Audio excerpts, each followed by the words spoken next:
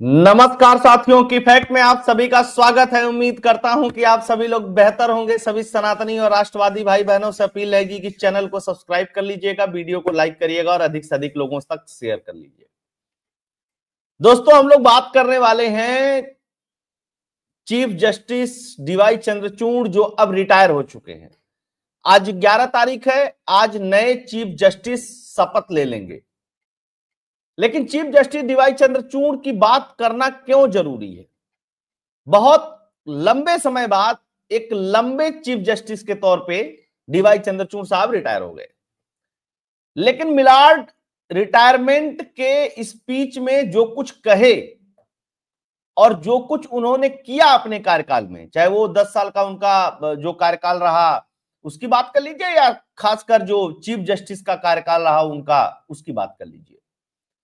उन्होंने इतने balancing game खेले कि उनको कोई भी व्यक्ति ऐसा नहीं है, किसी भी विचारधारा का व्यक्ति ऐसा नहीं है जो उनको ट्रोल न करे, उनके ऊपर बात न करे, उनके ऊपर टीका टिप्पणी न करे। तो ये कुछ उनका इस तरीके का कार्यकाल रहा। तो सबसे पहले ये समझेंगे कि उन्होंने कहा क्या और उसके मतलब क्या है। एक बात उन्होंने और कही कि अगर मुझसे, मेरी बातों से या मेरे जजमेंट से, एक तरीके से जज क्या बोलेगा, जजमेंट की बात करेगा, वो पॉलिटिशियन तो है नहीं, किसी को ठेस पहुंची है तो मुझे माफ कर दीजिएगा। डीवाई चंद्रचूड़ साहब, आपने इतना ठेस पहुंचाया है लोगों को कि माफ करने वाला तो कोई सवाल ही नहीं पैदा होता। नो डाउट आपने कुछ फैसले बहुत अच्छे दिए हैं, लेकिन उन अच्छे फैसलों की आड़ में आपने बहुत सारे गड़बड़ फैसले दिए, या ऐसी बेंच में शामिल थे जिस बेंच ने कुछ और फैसले दिए और उसमें आपका जो फैसला था वो कुछ और था। जैसे एलजीबीटीक्यू का ही मामला ले लीजिए। एलजीबीटीक्यू के पक्ष में थे जो, जिसके लिए वो पिटीशन पड़ी हुई थी, चीफ जस्टिस डीवाई चंद्रचूड़, लेकिन बाकी सारे जज जो थे वो अगेंस्ट थे। खैर, क्या कहा उन्होंने उस पे आते हैं। अब देखिए क्या कह रहे हैं, मैंने कभी किसी को भी ठेस पहुंचाई हो तो आप मुझे माफ कर दें, क्योंकि मेरा ऐसा करने का कोई इरादा नहीं था। देखिए डीवाई चंद्रचूड़ साहब, आप कोई पॉलिटिशियंस नहीं थे, आप कोई समाज सेवी नहीं थे, आप चीफ जस्टिस थे, जिससे लोगों को जब ठेस पहुंची तो उन पर फर्क पड़ा है। ऐसे ही नहीं है, उनको ठेस पहुंची तो फर्क पड़ा। हाँ, एक चीज से फर्क नहीं पड़ा होगा, जिसके लिए इस देश का वामपंथी मीडिया आपको, वामपंथियों ने, वामपंथी मीडिया और जो उनका पूरा इकोसिस्टम ने है, वो आपको भर भर के गालियां दिया। आपने अपने घर पे इस देश के यशस्वी प्रधानमंत्री, 3 बार के चुने हुए प्रधानमंत्री को बुलाया गणेश पूजा पे। उसके बाद आपकी जो ट्रोलिंग हुई उसके लिए आप कोई ठोस जवाब नहीं दे पाए, आप बचते रहे। और उसका दबाव था कि आप जब रिटायर होने के समय पे आपके जो 5-6 फैसले आए, वो फैसलों में वो दबाव साफ साफ झलक रहा था। ये किसी भी चीफ जस्टिस से उम्मीद नहीं की जा सकती है। चाहे आपने उत्तर प्रदेश में मदरसा बोर्ड का फैसला दिया, चाहे उसके अलावा आपने अलीगढ़ मुस्लिम यूनिवर्सिटी के संदर्भ में फैसला दिया, और भी बहुत सारे फैसले दिए आपने, वो साफ साफ आपके ऊपर दबाव था और दबाव झलक रहा था। अच्छा, चलिए, माफ करने वाली बात है तो अब कौन माफ करेगा कौन नहीं माफ करेगा वो तो बात की बात है। रोना धोना भी खूब हुआ सुप्रीम कोर्ट में। चीफ जस्टिस, अबे रोना धोना ही है ना कि मुझे माफ कर देना, मैंने ये कर दिया, मैंने वो कर दिया। अरे ठीक है, आपने जो फैसला दिया, आप अपने सुप्रीम कोर्ट के बारे में, अपने कलीग्स के बारे में, अपने आसपास इर्द गिर्द जुडिशरी के बारे में बोलते चले जाते, कोई बात नहीं थी। बहुत सारे लोग हैं इस तरीके से। खैर, सीजीआई चंद्रचूड़ का आखिरी वर्किंग डे था। भावुक हुए, पिता के फ्लैट खरीदने का किस्सा सुनाया और बोले, उन्होंने कहा कि छत के लिए कोई समझौता नहीं करना। अब चीफ जस्टिस साहब एक बहुत बड़े घर से आते हैं, बहुत बड़े, उसकी बात भी मैं करूंगा। और इनके पिता इस देश के सबसे लॉन्गेस्ट सर्विंग चीफ जस्टिस रहे हैं, और ये भी बहुत लंबे समय तक चीफ जस्टिस रहे हैं। और ये बता रहे हैं कि जुडिशरी में जब तुम्हारा आखिरी दिन होगा तो तुम्हारे लिए एक फ्लैट मैंने पुणे में खरीद करके रखा है, लेकिन तुम कभी भी घर के लिए समझौता नहीं करना। क्या इस देश के एक सुप्रीम कोर्ट के जज को इतनी कम सैलरी मिलती है कि वो एक घर नहीं अफोर्ड कर सकता है? आपको लगता है? तो चीफ जस्टिस साहब ये जो कहानी पिरो गए, मतलब अब तो पूर्व ही कहा जा सकता है इनको, इस कहानी में कोई दम नहीं था। ये कहानी में क्या कहते हैं? ये कहते हैं कि मैं सुप्रीम कोर्ट बार एसोसिएशन का धन्यवाद देना चाहता हूं। मेरी मां मुझे बचपन में कहा करती कि तुम्हारा नाम धनंजय रखा है, धनंजय का धन भौतिक संपत्ति नहीं है, मैं चाहती हूं कि तुम ज्ञान अर्जित करो। चलो ठीक है, ये बात तो मान लेते हैं कि कहा होगा आपके माँ ने। सीजीआई ने अपने पिता से जुड़ा एक किस्सा सुनाया। उन्होंने कहा कि मेरे पिता पुणे में एक छोटा सा फ्लैट खरीदा। मैंने पूछा कि आप पुणे क्यों खरीद रहे हैं, वहां कब रहने जाएंगे? उन्होंने कहा कि मुझे पता है कि मैं वहां कभी नहीं रहने वाला, मुझे नहीं पता कि मैं कितने समय तक तुम्हारे साथ रहूंगा, लेकिन इस फ्लैट को तब तक अपने पास रखना जब तक तुम जस्टिस के रूप में अपनी सेवा पूरी नहीं कर लेते। अब आप खुद सोचिए कि एक जज के पास, सुप्रीम कोर्ट के जज के पास ईमानदारी के पैसे इतने भी नहीं होते कि वो घर खरीद सके। क्या मजाक कर रहे हैं जस्टिस साहब? अच्छा चलिए कोई बात नहीं, आपके पिता ने कहा, आपने भावुकता से सुना दिया, लोगों ने सुन लिया, ताली बजा दिया, बहुत बढ़िया, चीफ जस्टिस साहब तो महान है।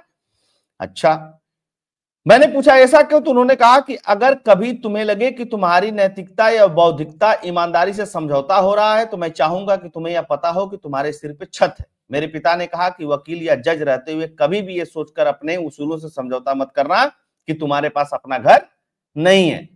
तो क्या जो इनके पिता का घर था वो इनका घर नहीं होता? गजब हाल है भाई चीफ जस्टिस साहब। अब देखिए, महाराष्ट्र के कनेसर में के खेत गांव में चीफ जस्टिस डीवाई चंद्रचूड़ के पूर्वजों की पुश्तैनी महल है, जिसका नाम चंद्रचूड़ वाड़ा है। यह 3.5 एकड़ में फैला है। चंद्रचूड़ के पूर्वज पेशवा राज में बहुत पावरफुल थे, उनके दरबारी थे। भीमा कोरे गांव में इनकी सत्ता थी। पिछले दिनों सीजीआई अपने गांव में एक कार्यक्रम में शामिल भी होने गए थे।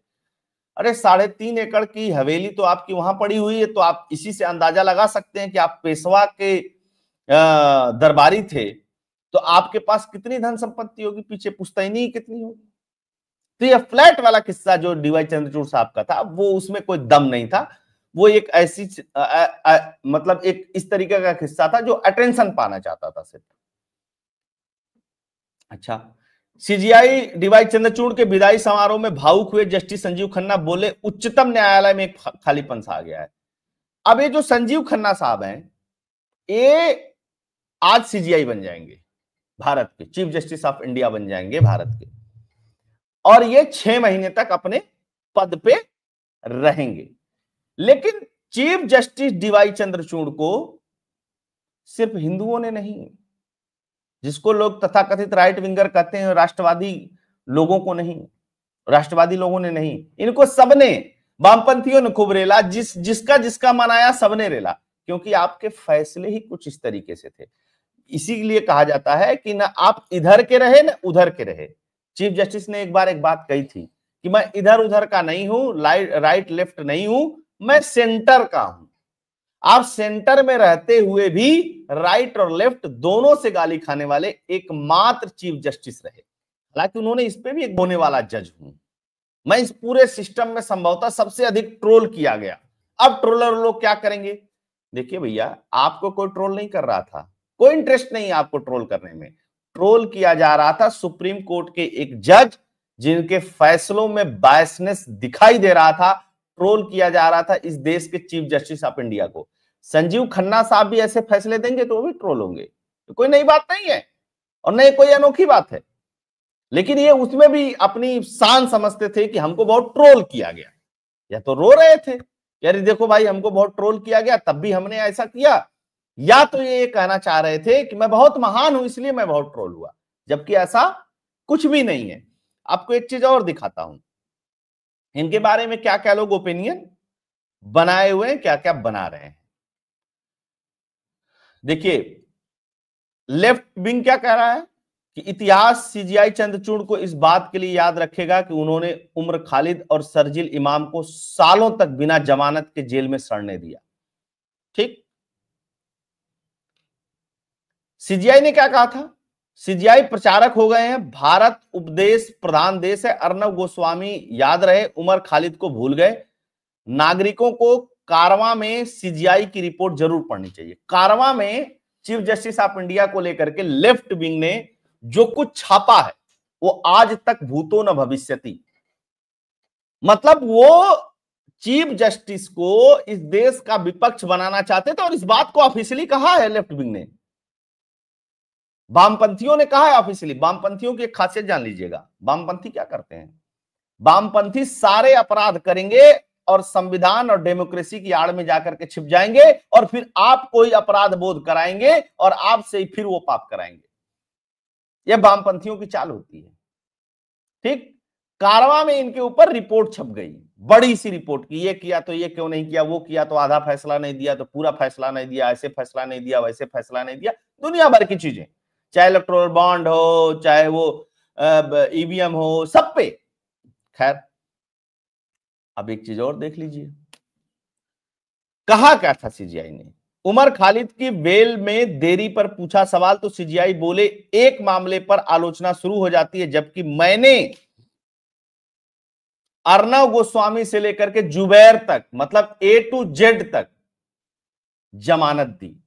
ये सीजीआई साहब ही हैं जिन्होंने कहा सबको जमानत दे दो। केजरीवाल भी जमानत पे, एक तो आतंकी को भी जमानत दे दिया इन्होंने, दुनिया भर की। और इन्होंने एक खेल बनाया, कहा कि देखो जमानत जो है वो अधिकार है, जेल जो है वो एक्सेप्शन है। इस बात के लिए भी चीफ जस्टिस साहब याद रखे जाएंगे इस देश में, कम से कम इस बात के लिए तो याद रखे जाएंगे ना कि आपने बेल फैक्ट्री बना दिया था सुप्रीम कोर्ट को। जो आए हाँ ठीक है, इसको छोड़ दो कोई बात नहीं। इससे अपराधियों का मनोबल बढ़ता है। आपको लगता होगा कि ये न्याय है, लेकिन है नहीं। कुछ एक छोटी सी बात और बता दूं आप लोगों को, संजीव खन्ना साहब बनेंगे, ये 13 मई तक 2025 तक रहेंगे। उसके बाद BR गवई साहब बनेंगे, फिर जस्टिस सूर्यकांत बनेंगे, फिर जस्टिस विक्रमनाथ बनेंगे, फिर जस्टिस बीबी नागरत्ना बनेंगे। नागरत्ना का कार्यकाल बहुत छोटा होगा। जस्टिस KV विश्वनाथन बनेंगे और उससे पहले JB पारदीवाला बनेंगे और उनसे भी पहले P नरसिम्हा बनेंगे। हालांकि JB पारदीवाला का कार्यकाल सबसे अधिक होगा, 2 साल से अधिक के कार्यकाल पे JB पारदीवाला साहब बनेंगे सुप्रीम कोर्ट में चीफ जस्टिस। हालांकि जो जस्टिस संजीव खन्ना की कार्यशैली है, जस्टिस संजीव खन्ना ने ही केजरीवाल को बेल दी थी और भी बहुत सारे मामलों में रहे हैं, चीफ जस्टिस ऑफ इंडिया के साथ बेंचों में शामिल रहे हैं। इनके कार्यशैली में और DY चंद्रचूड़ के कार्यशैली में और फैसलों में आपको बहुत फर्क नहीं दिखाई देगा 6 महीनों में। अब देखिएगा, बहुत सारे मामले हैं ना इनके पास, कोई आपको बहुत फर्क होता हुआ दिखाई नहीं देगा। अच्छा, ये खन्ना साहब कौन है? ये खन्ना साहब के चाचा भी चीफ जस्टिस बनने वाले थे, उनको बनने नहीं दिया गया था। बताया जाता है इंदिरा गांधी की सरकार थी। तो ये भी एक मामला है। अब देखते हैं कि संजीव खन्ना साहब किस तरीके का फैसला देंगे। लेकिन एक चीज तय हो गई। क्या तय हो गई? कि DY चंद्रचूड़ साहब के ऊपर भारी दबाव था और भारी दबाव में उन्होंने बहुत सारे गलत फैसले लिए। जैसे 5 जजों का एक फैसला था सुप्रीम कोर्ट का कि अलीगढ़ मुस्लिम यूनिवर्सिटी अल्पसंख्यक यूनिवर्सिटी नहीं है। फिर उसके बाद कांग्रेस ने कानून बना करके सदन में इसको यूनिवर्सिटी बना दिया। फिर इलाहाबाद हाईकोर्ट ने कहा कि नहीं, ये अल्पसंख्यक यूनिवर्सिटी नहीं है। यह मामला पहुंचा 7 जजों की बेंच के पास। 3 जजों ने कहा कि यह अल्पसंख्यक यूनिवर्सिटी नहीं है, 3 जजों ने कहा कि अल्पसंख्यक यूनिवर्सिटी है। अब बीच में आते थे चीफ जस्टिस ऑफ इंडिया, उन्होंने अल्पसंख्यक यूनिवर्सिटी है उसके तरफ अपना फैसला दिया। यह दबाव था साफ साफ। किसका दबाव था?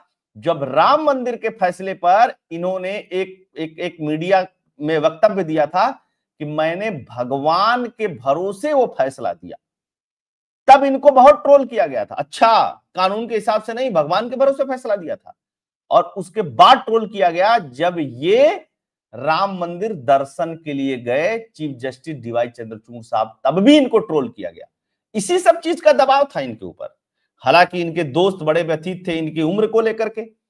और इनके दोस्त कौन है सुप्रीम कोर्ट में? सबसे अच्छे जो इनके सहपाठी भी रहे हैं संभवतः, वो है अभिषेक मनु सिंघवी साहब, है ना। आपको पता ही है कि क्या सब कुछ था, क्या उनका जलवा हुआ करता था जब तक ये CGI थे 2 साल में। हालांकि 2 साल के पहले वो बहुत बीच में दब गए थे जब उन्होंने जज बनाने वाला फार्मूला बताया था, वो वीडियो भी आया था, आप लोगों ने देखा होगा। Kapil Sibal supreme court bar association के अध्यक्ष हैं, वो भी कह रहे थे बड़े धीरज वाले थे आप, बहुत अच्छे थे।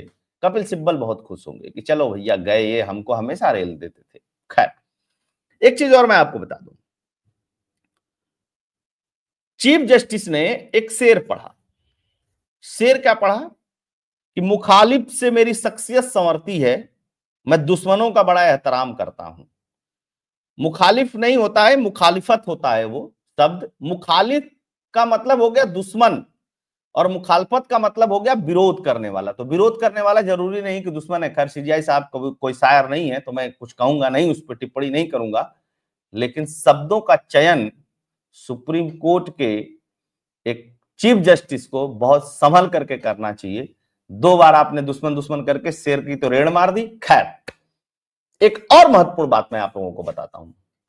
Chief justice of India DY Chandrachud साहब जो अब रिटायर हो चुके हैं, उनकी जगह पे जस्टिस खन्ना साहब आएंगे। इनकी बेंच में भी हिंदुओं से संबंधित 4 बड़े मामले हैं। अब इन 4 बड़े मामलों पे ये क्या करते हैं, जिसमें सबरीमाला का रिव्यू पिटीशन है और भी मामले हैं। खैर वो मामले जब आएंगे तो डिस्कस किया जाएगा। सीजीआई साहब ने एक बात और कही कि मैंने इतने केस पेंडिंग थे, 11,000 केस कम कर दिए सीजीआई रहते हुए, इस तरीके का कर दिया, उस तरीके का। लेकिन सुप्रीम कोर्ट रजिस्ट्री को लेकर के केस और जजों के एलोकेशन को लेकर के इन्हीं के जुडिशरी ने ट्रोल किया है, उस पर कुछ नहीं बोले। इसके अलावा अभी हाल में ही फैसला दे रहे थे तो जस्टिस बीवी नागरत्ना और धुलिया साहब ने किस तरीके से इनका विरोध किया था, इस बात का भी सीजीआई साहब को जिक्र करना चाहिए। बाहर के ट्रोलरों को तो आपको बहुत ध्यान है कि लोग हमको बहुत ट्रोल करते थे, सुप्रीम कोर्ट में भी आप ट्रोल हुए सीजीआई साहब। तो चलिए, कम से कम एक अध्याय खत्म हुआ। अब देखते हैं जस्टिस खन्ना साहब किस तरीके के फैसले देते हैं, किस तरीके से फैसले सुप्रीम कोर्ट में आते हैं। अब क्या वामपंथ थोड़ा और मजबूत होगा सुप्रीम कोर्ट में या कमजोर होगा, यह भी देखने वाली बात है। यह भी देखने वाली बात रहेगी कि अभिषेक मनु सिंघवी की ज्यादा चलती है या कपिल सिब्बल की। तो आप सभी लोग जुड़े, बहुत बहुत धन्यवाद। होप ये एनालिसिस फैक्ट कंटेंट आप लोगों को पसंद आया होगा। पसंद आया होगा तो दोस्तों इसको शेयर कर दीजिएगा अधिक से अधिक लोगों तक। लेकिन एक बात याद रखिएगा, डीवाई चंद्रचूड़ साहब आपको हिंदू तो नहीं माफ करेंगे। बहुत बहुत धन्यवाद। जय हिंद, जय भारत, जय श्री राम।